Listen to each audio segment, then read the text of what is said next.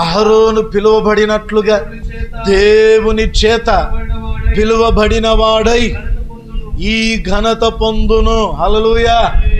అమ్మా, ఎవరికి వాళ్ళు తెచ్చుకునే ఘనత కాదట. సేవకుడు అనే ఘనత దేవుని నుండి పొందిన ఘనత, దేవుడే ఘనపరిచి ఇచ్చిన ఘనత అది. అయ్యో ఇటు చూడండి, ఆ మాస్టర్లు మంచిగా మంచి బట్టలు వేసుకుంటారు, కార్లు తిరుగుతాను, బండ్ల మీద తిరుగుతాను, వీళ్ళ పని ఏదో మంచిగా ఉన్నట్టున్నా, నేను కూడా పాస్టర్ని అవుతా అనుకుంటే అయ్యేదేనా అమ్మా? ఒక ఆయన ఘటన వచ్చిందట. వడ్ల పని చేసుడు అంతా బంద్ చేసి బాడిషా సుత్తే కూలి అన్ని పక్కకు పెట్టి నేను పాస్టర్ని అయితే అబ్బా వీళ్ళు మంచిగా ఫ్రెష్గా తయారవుతారు, ఇస్త్రీ కొన్న బట్టలు వేసుకుని ఏడుగు పోయినా చికెను సంసప్ కీసలు,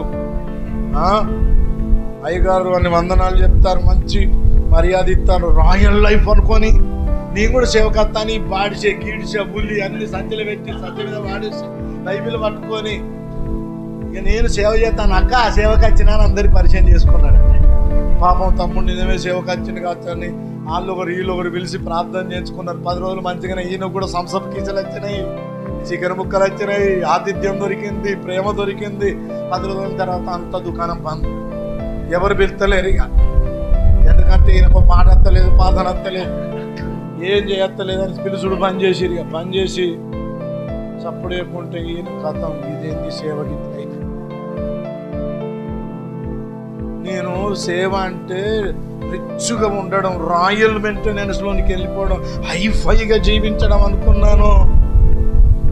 ఇంత ఆకలి దప్పులు ఉంటాయా అని ఆలోచిస్తా అంటే మళ్ళీ ఆ పులి బాడిసే సుత్తి అన్ని గుర్తుకొస్తానే ఆట. ఈ సేవ మనం ఏడు చేస్తామా? మళ్ళీ తీసిండట దుకాణం తెరిచి మళ్ళీ కూర్చొని అట్లా పని చేస్తాం. కానీ ఏంటనే సేవకత్తి కదా అంటే అది మన తోడేడవుతుంది అక్క. మాస్టర్లు పనుల మీద తిరుగుతాంటే చేయబుద్ధి అయి నేను వచ్చినా కానీ వాళ్ళు కడుముచ్చటేనా సేవ అంటే? ఎవడు తనకు తానుగా ఈ ఘనత వహించడు గాని అహరోను పిలువబడినట్లుగా దేవుని చేత పిలువబడిన వాడై ఈ ఘనత నందును. దేవుడు సేవకుడని ఒక ఘనతని ఇచ్చాడండి. ఆ ఘనత వాళ్ళకు వాళ్ళు తీసుకొచ్చి పెట్టుకున్నది కాదండి, పైసలకు తెచ్చుకున్న సర్టిఫికేట్ కాదండి, దేవుని మూలంగా అనుగ్రహించబడ్డ